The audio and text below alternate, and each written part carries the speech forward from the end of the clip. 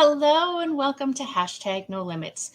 I am your host, Shelly Kino. Hashtag No Limits is about people who society has placed limits upon, but who have busted through those limits.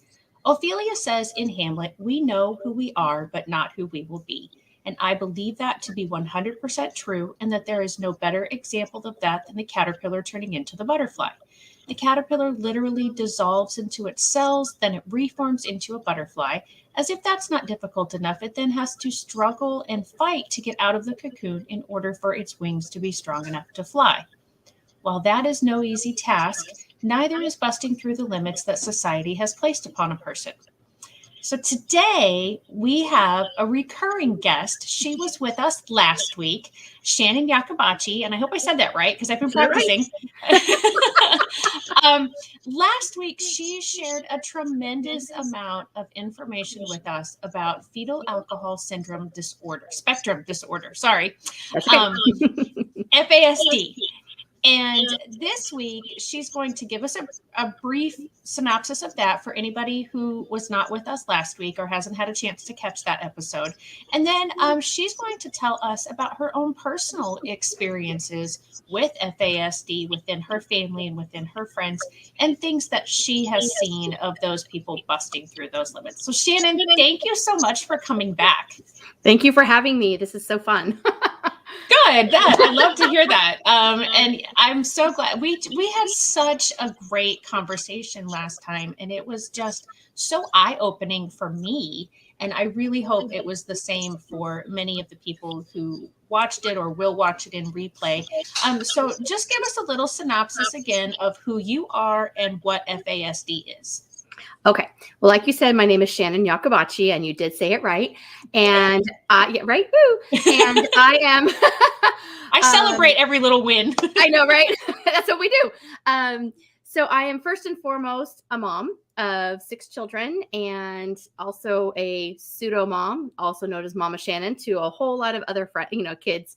And I am the founder of Diversely Designed, which is my company where we work with individuals that have been impacted by FASD and their families, and coaching them through how to see behaviors as symptoms of the brain-based disability that they have. I'm also a master IEP coach, in which I help people, parents, navigate the IEP process and in seeking the right supports and services for their children in special education. That is kind of in a nutshell who I am. I was also a foster and adoptive parent, as well as in a blended family. So we're kind of like just quite the constellation of, a situation in our home. And 4 of my children have varying degrees of effects of fetal alcohol exposure, prenatal alcohol exposure, and have been diagnosed with fetal alcohol spectrum disorder. You wanted to know what that was. So just as a recap, fetal alcohol spectrum disorder is basically it is a spectrum. It's an umbrella term for when a child is exposed to alcohol in the womb. So when a mom drinks alcohol of any sort during pregnancy, that alcohol does cross through the placental barrier and impacts the developing fetus. So it is a spectrum, so it does impact everyone differently, depending on the timing, the type, and the timing, the type, and the amount that is consumed. So that's kind of a real quick Reader's Digest of prenatal alcohol exposure and FASD. Yeah. Wow. And I like that you said the Reader's Digest version, because I read the Reader's Digest, and it's so funny. I don't know why. I just found that funny that you said I might have dated myself, because I don't know how many people really read the Reader's Digest. And I thought about that when you said, I'm like, oh, I probably sound really old. It's okay. If you are, so am I, because I knew exactly what you were talking about. And that was a phrase that was used often. Just give me the Reader's Digest version. Exactly. Yeah, so that's wonderful. So yeah, I definitely encourage anyone who might be watching this episode, as I said, who did not watch the first episode with Shannon, to go back and watch that episode, because it's just enormous, the impact and the amount of information that you shared, but the impact for sure. And I I'm still just blown away by when I think about, like you said, the timing, the kind, and the amount of alcohol, and how the variances in how that will display or not. Is it, I don't know that I asked you this last week. Is it a guarantee that if you consume alcohol of any kind during pregnancy, that there will be some effect? No, there's not a Okay. guarantee, because, and I think that's part of the challenge, because some of us are unaware, and we might be willing to take the risk, maybe not. But there's so much evidence that proves that it could happen. So the best thing to do is not. But there's no guarantee, because there's other factors which makes it hard to diagnose: the epigenetics, environmental stressors, all those things that also impact development. Right. So there's no guarantee, but the statistics, if I say that right, because I always stumble on that word, it's a very hard word for me to say. It's a tongue twister for sure. It is a tongue twister. And the statistics point to such a high probability of that happening. Yeah. So, and something I remember you mentioning last week, and I don't think I heard you say it this time, is it isn't just the mom. Sometimes too, if the dad has had alcohol, that can also play into it. And of course, that one's a lot more difficult to acknowledge or recognize. But also, I believe you said last week, if the dad drinks, they won't get the diagnosis. Is that correct? That is correct. That's correct. I mean, if the father drinks prior to conception, there is a definite impact on sperm count and higher possibility of miscarriage, a higher possibility of certain types of developmental disorders that can take place. However, the diagnosis of the child will not be FASD. There could be other diagnoses that are given to the child, but because if mom has completely refrained and it's solely dad who had drank prior to conception, then the diagnosis will be different. Okay.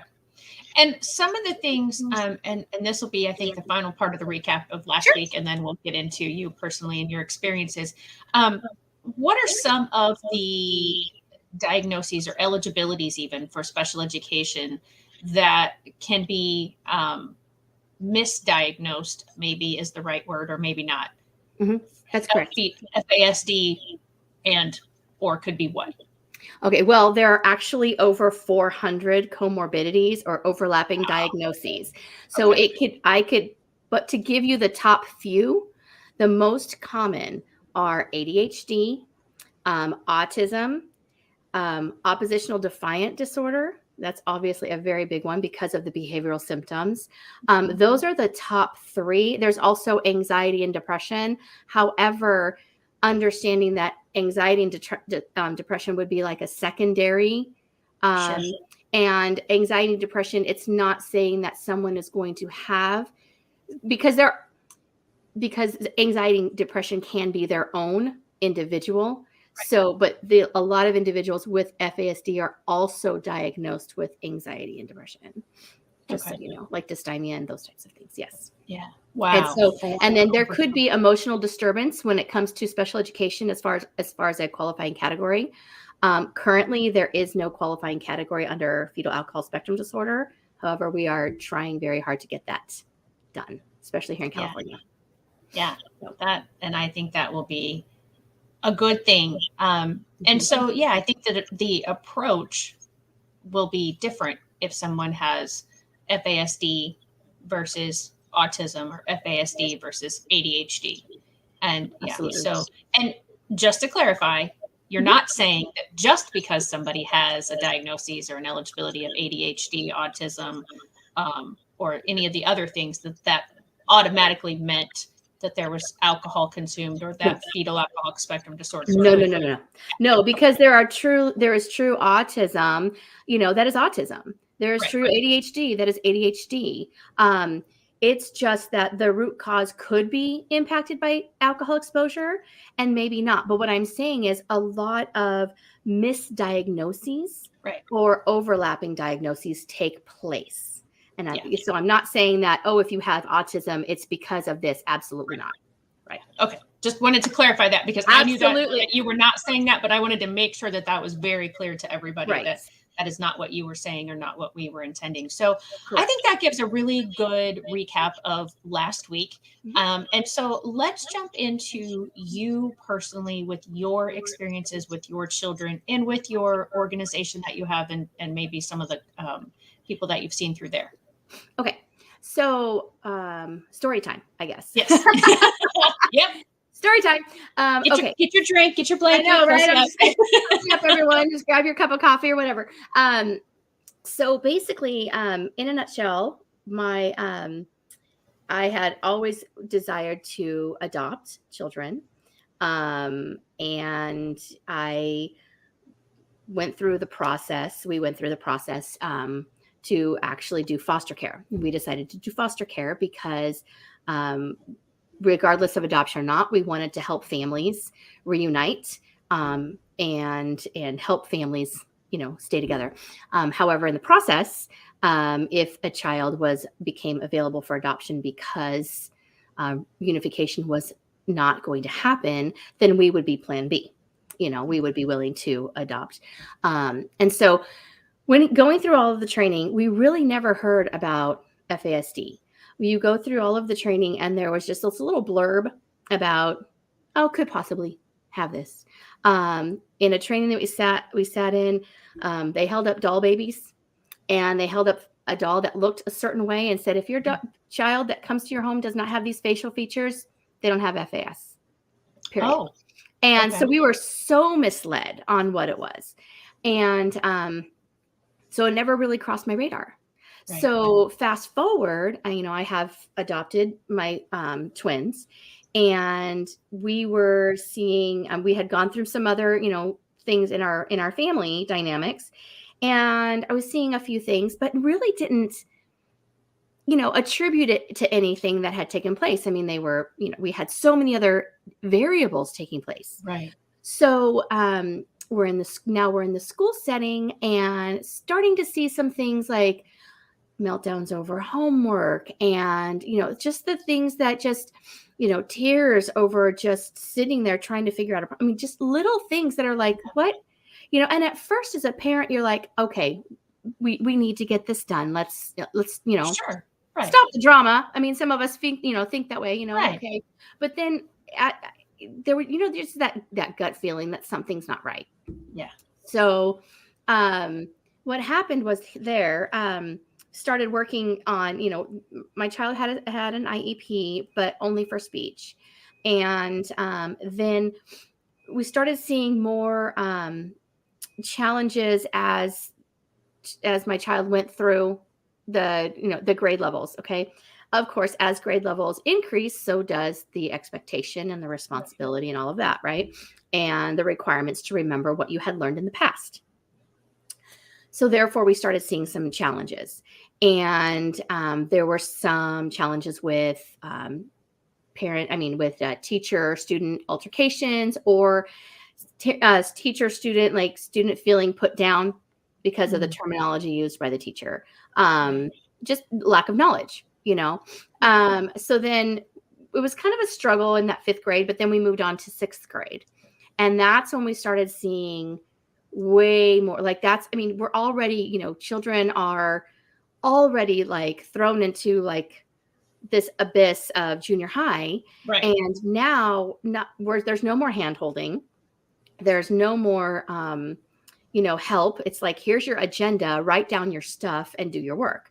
Also, they're going through all those changes and they're dealing with, regular peer pressures and peer whatever.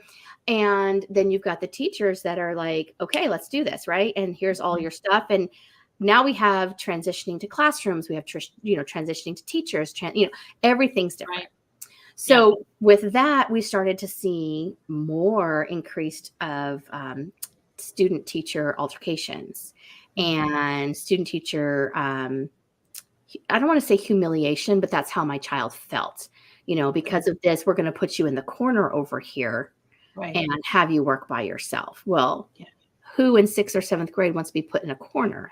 Right. Nobody wants to be put in a corner anyways, but now you're in 6th grade and all your peers are there. So of course there's going to be some challenges. So then fast forward, my child started to have anxiety and panic attacks, and grades were decreasing and all of these things. And so finally comes 7th grade. I mean, I couldn't get my child out the door. And so fast forward to, I think it was it 7th or 8th grade? I think it was 8th grade, first day of school. I mean, we had a lot of challenges in 7th grade. We get to 8th grade, first day of school. Okay. And my child will not get out of the car.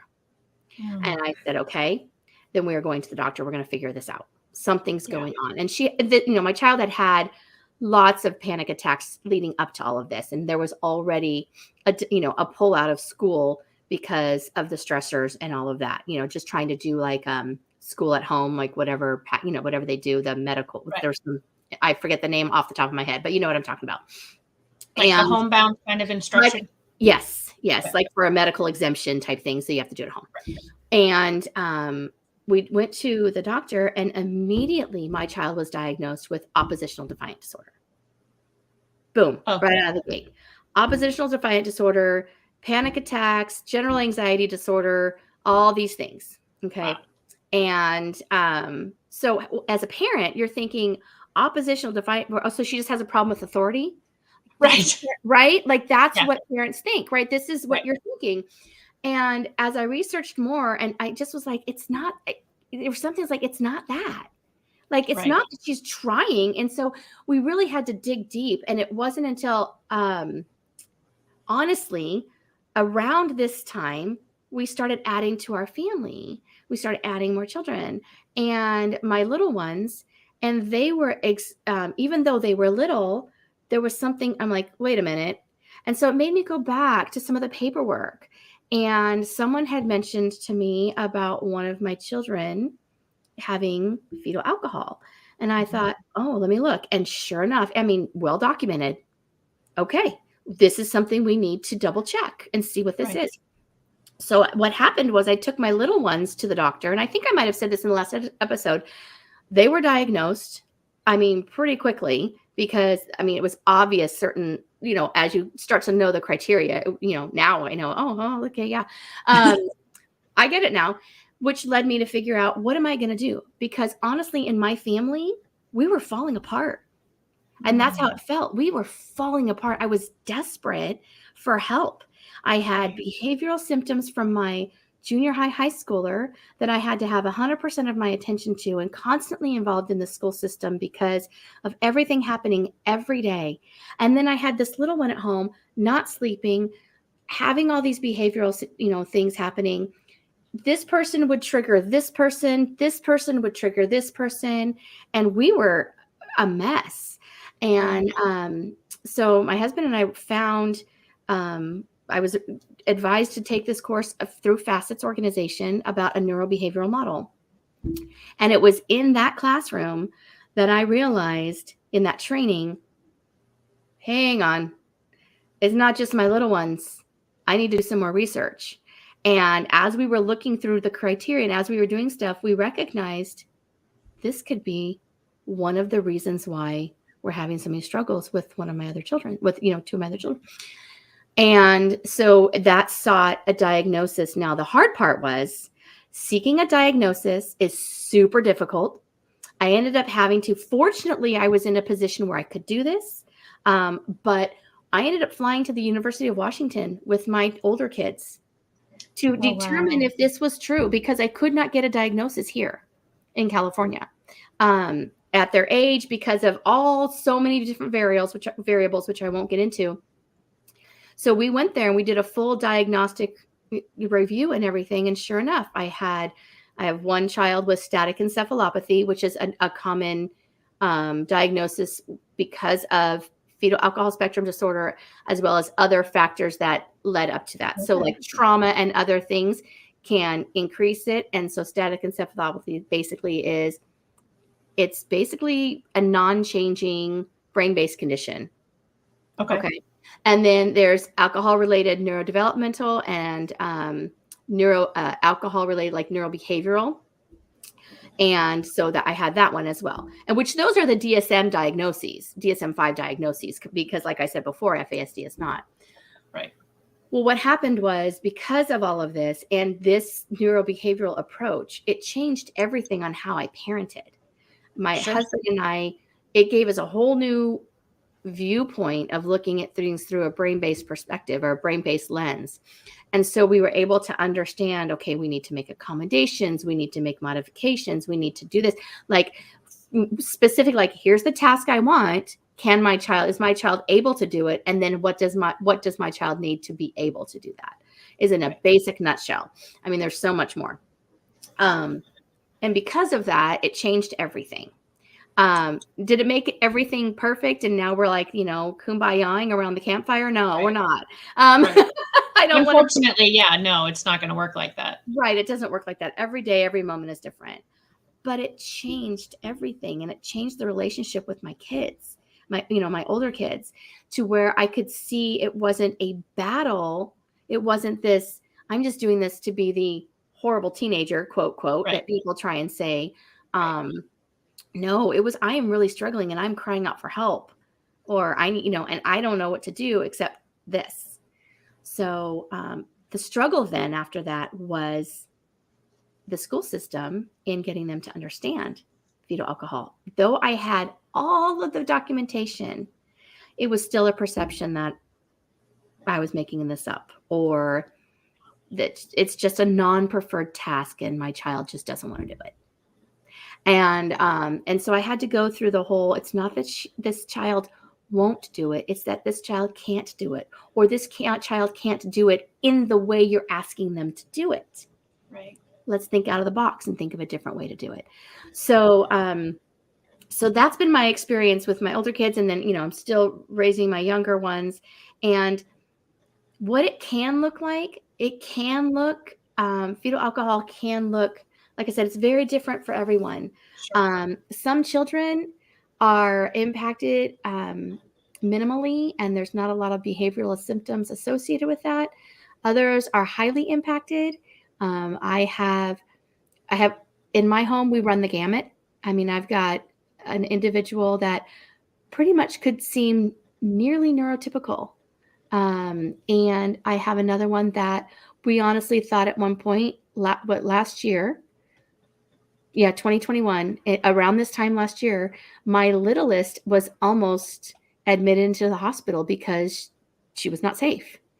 And I mean, we had behaviors of eloping, we had behaviors of self-harm, we've had behaviors of destroying things and property.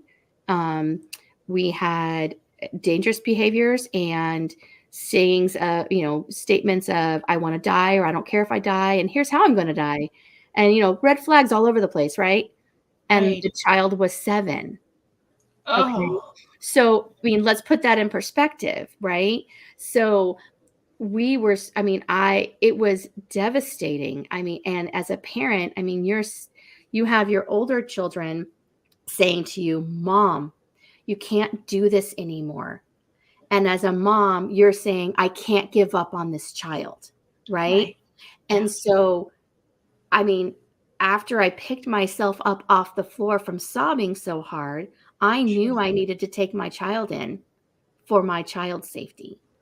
And fortunately, one of the things that was happening, the person that evaluated my child had stated to me, because of age and so many other traumatic events that had happened in their life, had said, if this child becomes admitted into this unit, it would do more damage. It would do more trauma. And I was advised to just work through it. And Wow. I was honestly very grateful for that advice, because fortunately it was only a few days later that things started to, turn around, a little bit after all of the upheaval. And it's been a very long process through all of this. And when I say eloping behaviors, I'm talking climbing out of, when you're camping and they're climbing out the top window of the trailer, or we've opened up the window to our bedroom and we've walked down and we're sitting on the roof. Things like that. I mean, I'm painting the picture. Now, I'm not saying that everyone's going to be like that. And Sure. I don't want anyone to think that, oh my gosh, this is this horrible. I mean, this was our situation. And it's not that far, because I had other children impacted that were just going about their day, stressed out from what's going on, actually ended up with anxiety and depression because of all of the turmoil, Sure. which still happens, but that was our situation.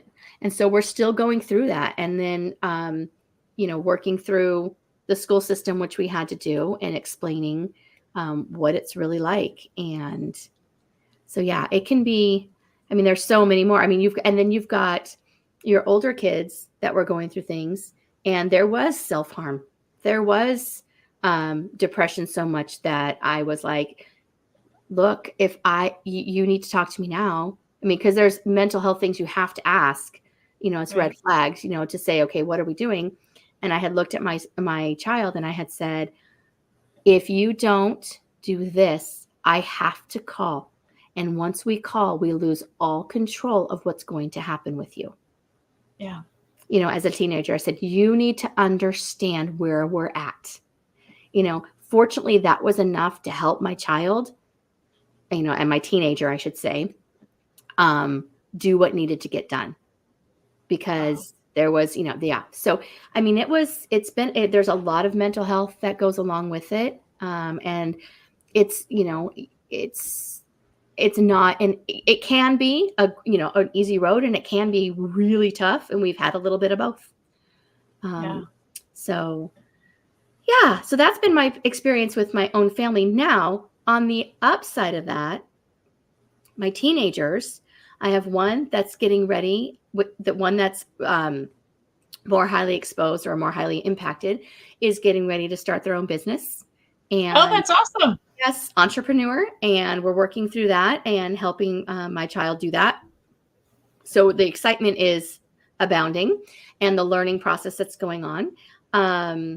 And so that's great. So, it can sound like, oh my gosh, we're in the abyss or the pit, right, of despair. Sure. Yeah. But it's that, I love that caterpillar butterfly thing. That's always been one of my favorites. And that's exactly it. It is so exactly it. And busting through those limits that all the teachers and all the staff had placed on my child.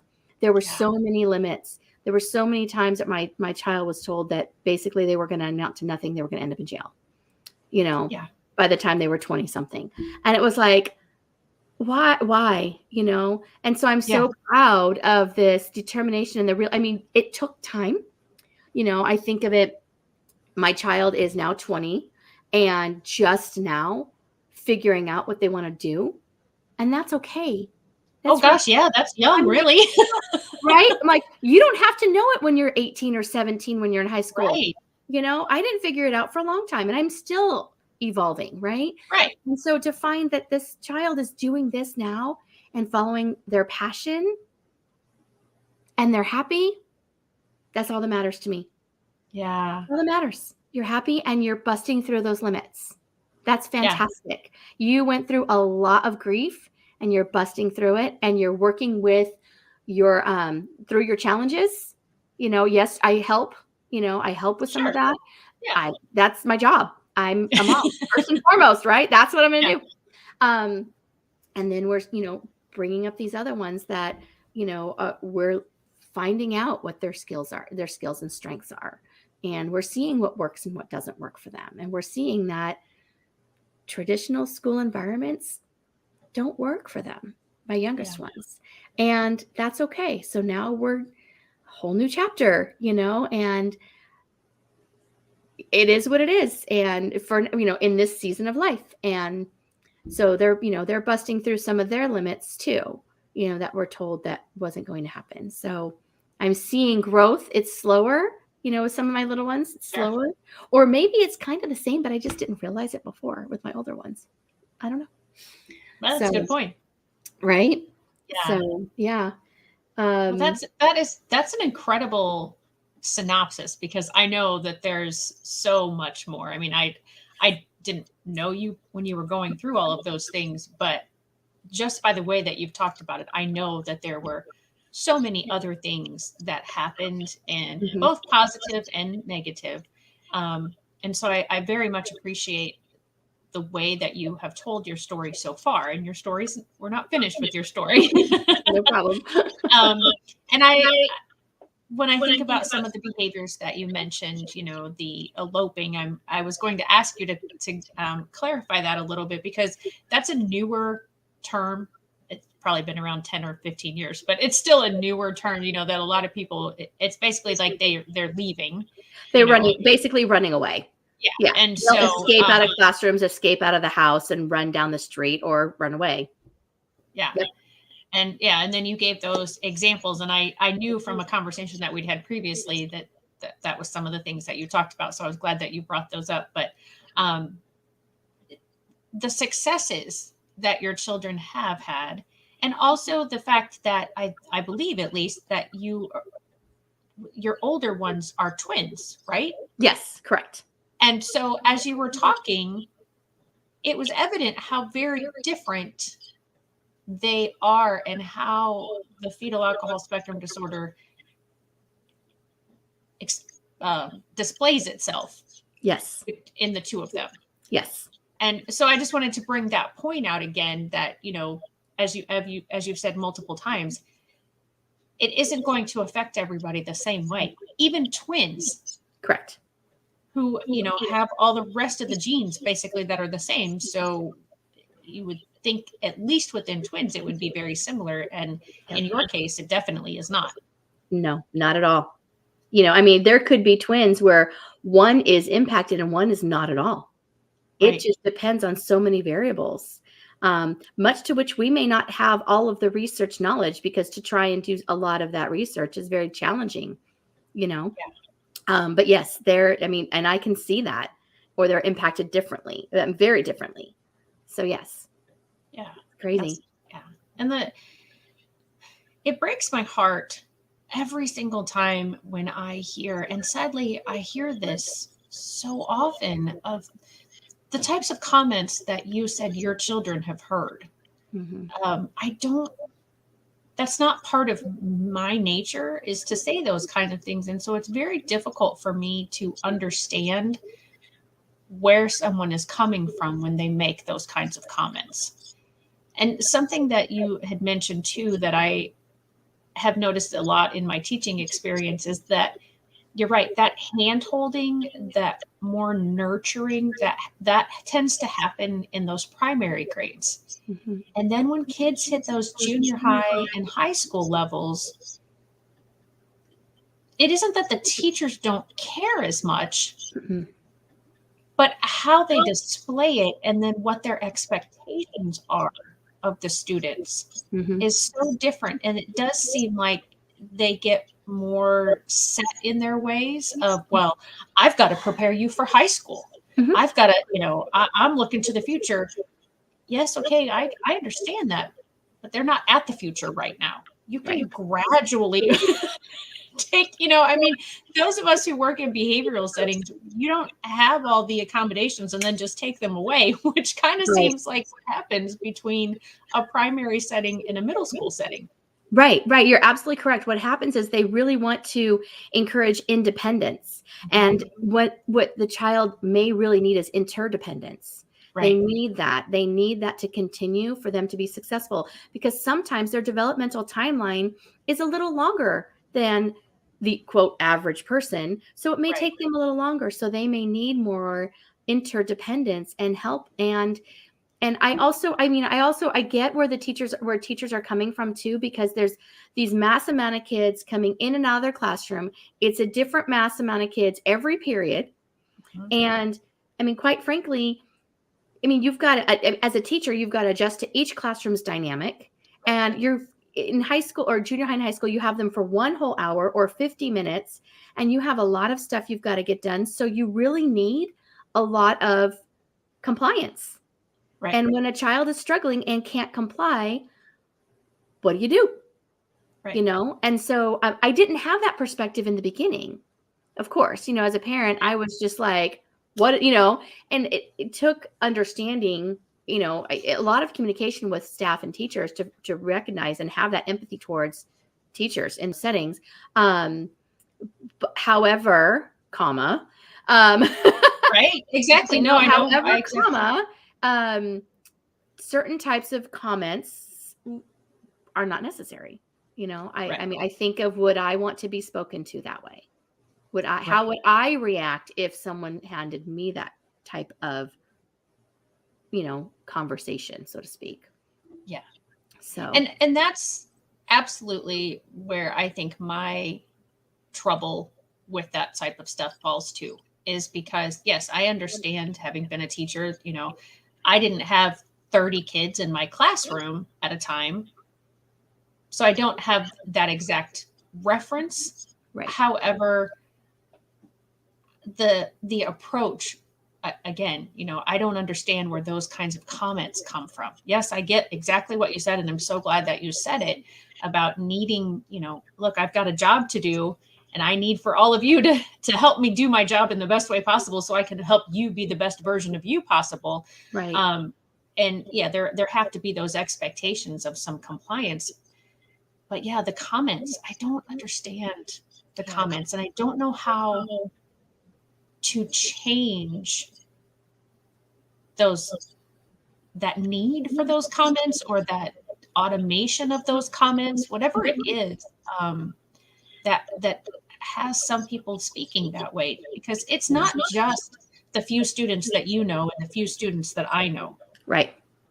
If it was, the coincidence of us finding each other would be incredible. Right. So to know that this is happening all across our country and probably the world on a regular basis, somewhere, somehow, we have to teach empathy better, or teach how to teach better, or I think a lot of it is self-awareness too, for everyone, is yeah, what is triggering me? Why am I acting this way? What is yes, an unspoken value that I have, that you are challenging me right now, that I feel the need that I have to combat you with something to yes, protect myself or to get you to comply. So what yes, is it within me that your behaviors or your statements are triggering in me that is creating that response? yeah, And that's I think, beautiful. I think you are spot on with that. thank you. So I mean, that's just what I think of, and then as a parent, we think of the same thing. One of the things that we say in our own home, is, because it's very easy as parents, especially when we're frustrated. There are children, right? We want this, et cetera, et cetera. If this same exact situation happened to, I used to volunteer in the classroom all the time. Say it was another child, right? Mhm. It was someone else's child that did this exact same thing my child is doing. How would I treat that child?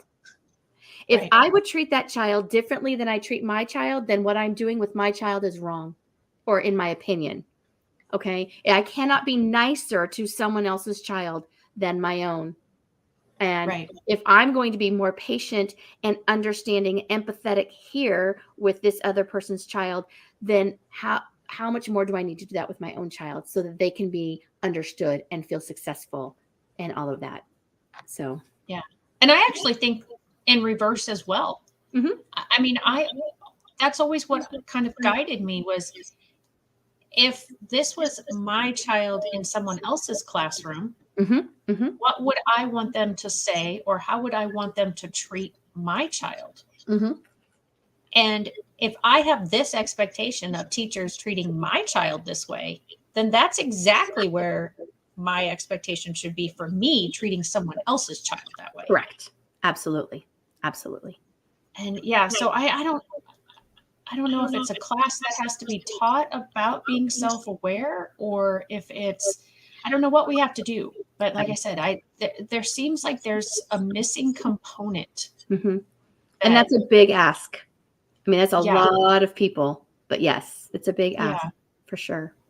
So, yeah. But I think that's so very true. The whole self-aware thing is I when I went through college to be a teacher, there was a gentleman who, his name is Howard Gardner, and they were talking to us about his theory of multiple intelligences. And instead of just like, oh, you're all naturally book smart, or you're not naturally book smart, and so if you're not naturally book smart, you're not smart, is kind of the way that we tend to look at things. He said, no, I don't believe that at all. And he had I think it was 7 or 8 at the time. And I think there's a few more that he has discovered since then of ways that each of us has a strength of intelligence. Mm-hmm. And 2 of them were intrapersonal and interpersonal. Mm-hmm. And those, I think, for me, are very high of my intelligence abilities. And so for anyone who doesn't know, that means knowing myself and understanding other people. Mm-hmm. And that whole self-aware thing falls right in there of being aware of what I am saying and how that might affect someone else, Mm-hmm. but also how I'm thinking. That was so beautiful how you worded that before, of what is it that I have a value or a need that is being endangered right now by somebody else. Mm-hmm. And that's so important. And I'm, for myself, able to do a lot of that. But I think it's a skill that can be taught. To me, I feel it's a natural thing, but I think it's something that can be taught. Right. And I'm hoping that's kind of actually one of the reasons for #NoLimits is to try to change that perspective in a lot of people of how they're approaching those that are interacting with them every day. And it doesn't have to necessarily be somebody who has a disability. It's just people in general. Exactly. Everybody. We are very quick to react. Mm-hmm. And so that's why I like to teach and share the neurobehavioral approach to parenting and working and teaching, educating, and working with individuals that are impacted by FASD and other brain-based, neurodiverse conditions, because it does change your whole perspective. And it changed how I parented, and I've seen the effects of it in my own home. And that's why I like to share it with others to help them as much as possible. And it's been great because, there's been some individuals that are like, it changed the relationship with their child. And that's huge. And I know that because it did that for me. Right. So to know that it's helping someone else just makes me, that goes along with my life's mission of making a positive difference in the lives of others. And so I just want to help everyone out, but I can. Yeah. Shout it from the rooftop. Just kidding. No, let's do it. Let's shout it. Know, right? Absolutely. Absolutely. So we've talked about your personal experiences within your own family. Let's talk about your business and how, and you kind of just hinted at that. So that was a perfect little segue, of how you are working with those in the community and individuals through your business. And again, I'm sorry, I think it was divine. What did you say? It was divinely designed? So close. Diversely designed. Diversely designed. Diversely designed, because it's basically from neurodiversity. We're all diverse. Every brain is different. Your brain is going to think differently than mine. So what I basically do is I educate and about neurodiverse conditions, and I facilitate the neurobehavioral approach to parenting and educating and working with individuals with neurodiverse conditions, specifically FASD as well. But this neurobehavioral approach works all across the board, no matter if you're neurodiverse or neurotypical. And so I educate in either online courses or in person. I have done large trainings for organizations and for social workers, so that it's important for children that have that unfortunately are removed from their home, that they are screened, because that makes a better placement and to limit disruptions when a foster parent is not prepared to handle that type of situation. And so I've done large trainings, I've done small group trainings, I've done supports, coaching. Right now, I am in the middle of working with a family and helping everyone understand as well, the what's going on. And that's what I do, just personal coaching as well. All sorts of things, as well as helping at the IEP table as well, a whole other side of the spectrum, and helping the individuals that that may have FASD with their IEPs, because it is different. It's not the same. It's not your typical oh, just, provide a rubber band at the bottom of the chair and everything's going to be fine. And that's going to help their ADHD. It's not that. And it's helping individual because it's usually categorized under ADHD. And so it's easily missed. And so that's basically what I do. I educate and I train and I coach, and that is what I do to help families. And I love it. I love it because I believe in it. I believe in how well it works because I've seen it myself. Yeah. Right. And that is so incredibly important about the foster families because, like you said, you want to make that transition as smooth as possible, as well as for the families who are adopting. And so having as much information about the possibilities of things that could come right. would absolutely be critical, I would think. It is, and it's a shortcoming in the system. Foster parents are not trained on fetal alcohol spectrum disorder. And a lot of times things are labeled as, oh, it's trauma, or, oh, it's attachment. And while yes, that can be true, there could be also another underlying issue that really needs to be understood in order for there to be limited disruptions in placement, and also to equip families that when they're reunified so that they are set up for success. Because if you are trying to get your life together and you have no idea about your child that has this, you're trying to still take care of you. And if you have, that we're setting you up for a failure if we don't. So that's the other piece of the puzzle. So yes, yeah, it's very important. So I presume with what you do it just locally, or are you able to work? No, you're able to work with families virtually? Oh, absolutely. Absolutely. Okay. I work with families virtually, as well as like one of the ones that I'm working with now is like 4 hours away from me. And we're just meeting online at this point. I can do in-persons as well. And I do trainings, like I said, in person. I've flown and gone places to train. And it's great. I love it. Of course, COVID kind of, stopped that for a while, but yeah, it seems like it's getting back. And I'm super excited about that because I love that human interaction, because there's so much benefit when we are in a group together, and the exercises that we do, and the role playing that we do, and the, just so much goes into when you're in person. Yeah, that's awesome. So we are pre-recording this, but I want to let everybody know how they will be able to get a hold of you if they want to know more information about you or your services. Is it a website or? Yes, I do have a website. You can either do diverselydesigned.com or you can do shannoniacobacci.com. It's the same one, but Diversely Designed might be a little bit easier to remember how to spell than my last name. So I put it both out there, so it all leads to the same place. So it just go on there and it tells you what I have, and it tells you how to get a hold of me. And feel free to email me and that type of thing, and then we can always chit chat. And yeah, awesome. If you need help or if you have questions, that's what I'm here for. That's what I'm here for. And you have been such a great route of information and knowledge these last 2 weeks. And I think I could have you on another time and we could just continue to talk, because you're so easy to talk to and you have such great knowledge, and it's obviously a passion of yours. I mean, it comes through in your facial expressions and the things that you say. And so we're not finished yet. I do have one more thing that I want to talk to you about, but I just want to encourage anybody right now, if you are interested in reaching out to Shannon, if for some reason I don't remember to put the information in there, please, you all know how to get a hold of me. Just leave me a message on this episode when it airs, and I will get you the information to reach Shannon directly.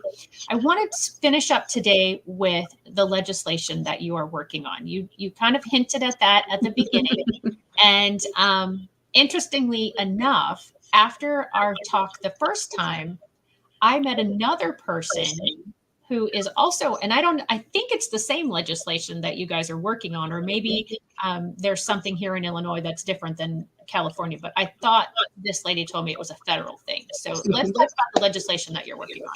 Okay. So it is called the FASD Respect Act. And if you would like to know all the details about it, because I can't like spew them all out because there's so many of them, you can go to fasdunited.org. And there's a whole bunch of information on there about the Respect Act. It is a bipartisan bill that is basically not just raising awareness, but also to improve diagnostic clinics, to help with funding for supports and services, just a whole slew of services and understandings for individuals that are impacted by FASD, as well as awareness and prevention and interventions and all of the things. So we are working on that. And so that is, yes, perfect. I just realized I could do that. I did not know you could do that. I should have put your name in there before when you were talking. So fasdunited.org is amazing. And so they have a whole policy center on their website about the FASD Respect Act. In addition, in California, we're trying to work on, it was just presented on Valentine's Day, a bill to have FASD as a qualifying category for IEPs. Wow, that's so cool. So, which would be super amazing to have that happen. So that, like I said, just happened on Valentine's Day. So that's so awesome. Like, right? Perfect timing. And so those are the legislative bills that we are working on right now. So please go to fasdunited.org if you want to know more about it, and talking to your senators and your representatives about this bill is crucial. And that's how we gain support to have it become approved. So that's incredible. And I was just talking and thinking about this the other day with somebody about when the last time IDEA was reauthorized, and that was 2004. And it's time. It needs to be reauthorized again, in my opinion. And I know it's a huge and daunting, time-consuming process, but it needs to be done. There's been a lot of things that have developed in the last 18 years. And while I'm talking, did I spell diversely designed in wasn't.com? That's perfect. Okay. Perfect.